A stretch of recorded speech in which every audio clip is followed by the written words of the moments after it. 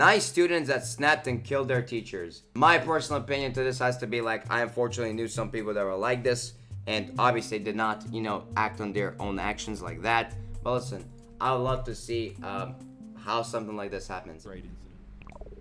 Willard Miller was a casual, calm, and boring, but fairly nice student. While attending a school in Fairfield, Iowa, he took a Spanish class with plans to pass and eventually study abroad in Spain. Nohema Graber was a 66-year-old Spanish teacher who also attended Fairfield High School. She had been teaching for years with a reputation for being firm but fair. Well, listen, if she was firm and fair, but she was absolutely screaming her lungs out, that can only mean one thing, boys. She cray-cray. 2021, she had just posted semester grades and one of her students was failing her class. The student was Miller, and the bad grade put his academics standing at risk. With the failed class on his transcript, he would now never be able to travel abroad to Spain. Miller's mother showed up to Graber's class to have a meeting about his academic performance. They sat for a while, shared concerns, made a couple of jokes, and then, well, that was it. The meeting went well for all three of them, and after they left, each individual went for Graber. While on a daily walk at Chautauqua Park, she'd bump into Miller. Although she thought the student already went home, she'd wave hi to him. He smiled in return, and then he proceeded to smash her in the face with a baseball bat. Oh, okay. I guess, hey man, listen. Oh, we just had a great meeting. Oh, I spot my teacher walking back probably home. Oh, perfect course of action. Crush her skull in with a fucking bat. Possibly could. Let's pause here for a second. You see, ever since Miller had failed his class in fall, other students reported that he began slowly making dark jokes about Graber, just... Oh, so it's one of those. Radio, suddenly mateys. disappearing.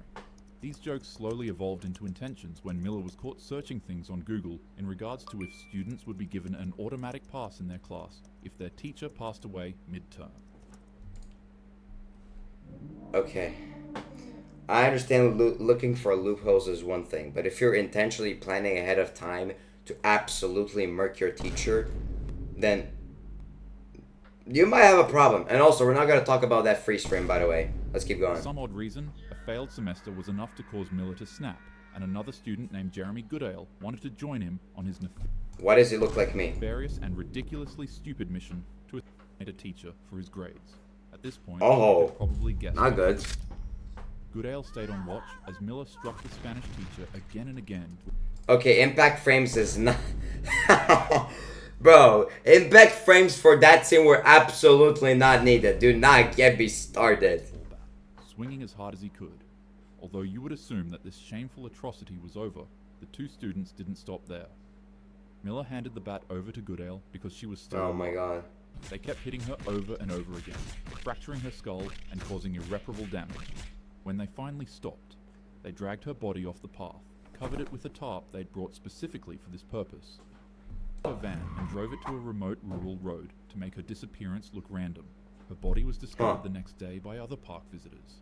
Shortly after her passing, Miller and Goodale were arrested within days after saying things like, "That teacher failed the wrong students, and I caught a body with a bat." The two idiots shamelessly bragged about their deed until it landed them in handcuffs. In April 2023, both pleaded guilty to their crimes. Miller received life with parole eligibility after 35 years. Goodale got life with parole after 25 years. About failing students from schools that for some odd reason always brings out the worst in them. The Okay, I guess. Alright, wow, crazy image, moving on. incident. Abby Zwerner was a 25-year-old first-grade teacher at Richneck Elementary School in Newport News, Virginia. January 6th started ordinarily like any other day, but one of her students, a boy who was 20 minus 14 years old, had been acting up all morning. He'd get up repeatedly, disrupt the class, and ignore instructions. Blast, but he was out of control, so Abby kept telling him to sit down. At one point, frustrated by being told to sit down again, the fella threw his hands up in the air and yelled, "Fine." As his arms came down, he deliberately knocked the teacher's phone off her desk. She had to send him to the office, and school policy required consequences for property damage. So he was suspended and went home angry. His mother was notified, but there was something the school administrators didn't know about. The family kept a loaded, pew-pew at home. Okay. You cannot be and serious. the boy knew exactly where it was. After serving the suspension, he returned to school. Security didn't thoroughly search his pockets because they seemed too small to hold anything. Besides, what possible threat could someone as small as him actually pose? He walked into Sverna's classroom while she helped another student. She looked up and saw him standing there in the doorway. Suddenly, he pulled out the weapon. Well, I'll be And damned. before she could react, yeah, pew pew. I probably can't talk too deeply about this on YouTube, Oh. but she was struck directly in the chest. The other students screamed, and the perp dropped his weapon and quickly ran out of the class. Sverna was rushed to the hospital. She survived the attack.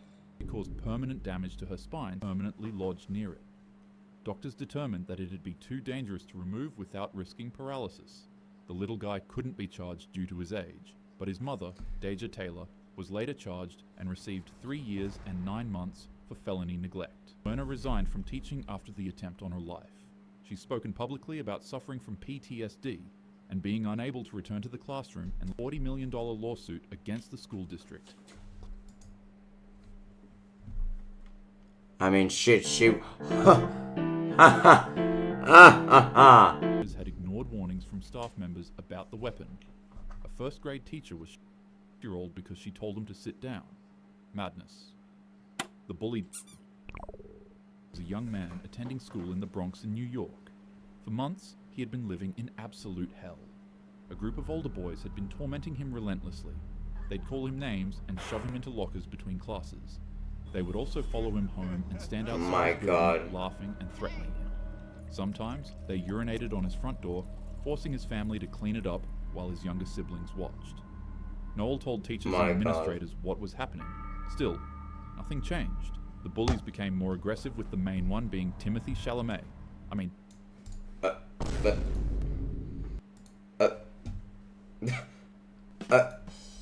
okay. bigger and stronger than Noel, and genuinely enjoyed watching Noel flinch.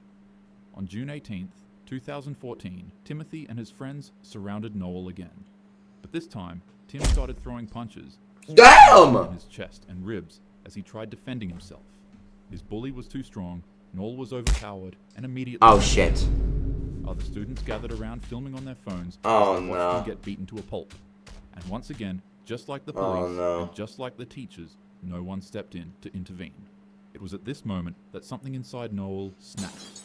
He'd started carrying a knife for protection and intimidation after months of harassment, never planning to actually use it. Noel saw red. He pulled out the hidden weapon and fought back, completely Oh, no. catching his bully by surprise, and he attacked him. Timothy tried to get away, but there was no chance. He eventually passed away, and Noel was arrested by the police for second-degree murder. But extensive evidence Good of Lord. bullying emerged. Text messages, witness statements, and security footage showed previous attacks, allowing his charge to be reduced, and received 18 months in juvenile detention and 5 years probation. Like, listen, 18 months juvie for like a stab incident like this? What, like, I don't know, maybe like I'm just tripping. I do not know how, like, the degree of how long your sentence is gonna be, but like, shouldn't it be like longer anyway? Like, surely, right? Surely. Chen Zihan was a The Chinese duo. student in Guizhou province, and like Noel, he had also been bullied relentlessly for years by the same group of boys. The main bully was a student named Li Hao. He was bigger and more aggressive than Chen, and for reasons that were never really entirely clear, he'd beat him regularly, take his money, humiliate him publicly. Chen tried telling his teachers about the attacks, but nonetheless, again and again, Li Hao kept seeking him out. And on April 30th, Li Hao Right. and several gang friends cornered Chen in an alleyway near school after classes ended. But this time felt different from the usual beatings. Li Hao pulled out a knife and then handed it to Chen. "We're going to have a one-on-one knife fight," he shouted loudly to his friend. Chen thought it was a bluff or just another twisted form of psychological manipulation. But he was being dead serious. Li Hao's friends immediately formed a tight circle around them both, blocking any possible escape routes. All of their faces were stern. None of them were joking. Chen had never held a knife as a weapon. He was terrified to even grab it. His hands were shaking uncontrollably. Li Hao became excited, as if this were entertainment. "Pick it up," Li Hao ordered. Surrounded by enemies, picked up the knife with trembling hands. Then the fight started immediately. Li Hao lunged forward aggressively. He was used to knife fights like these, and to him, Chen was fresh meat. Li Hao slashed and stabbed at Chen, scarring and injuring the young man. He kept slashing away at him until everything went black. Chen thought he faded out of consciousness, but in reality, the young man cracked. His survival instincts took over, he stopped thinking about what he was doing, and he just reacted on pure adrenaline and fear. To Hao's complete surprise, the nerd he once thought was an easy target began overpowering him. Adrenaline-pumped Chen had now pushed past Li Hao's swipes and unleashed a vicious attack on the bully with the small knife he had. The fight was over. Chen was picked up by emergency services for his injuries, but the same couldn't be said for Li Hao. The wounds Chen left on him were so severe that he passed away before the ambulance could even arrive. Self-defense rarely ends successfully in the court system. Chen was arrested and charged with intentional injury resulting in one's passing, and during his trial, his lawyers argued that he was forced to participate in the fight against his will. They said that he acted purely in self-defense after years of systematic bullying. But nonetheless, Chen was sentenced to 8 years in prison. His case sparked intense national debate in China. That is actually fucking nuts. About school bullying, victim responsibility, and whether students fighting back should be held criminally liable. I know these last two stories were about students fighting other students rather than teachers, but nonetheless, I still thought they were important to include. If you're being bullied, please tell someone who will actually listen and take action.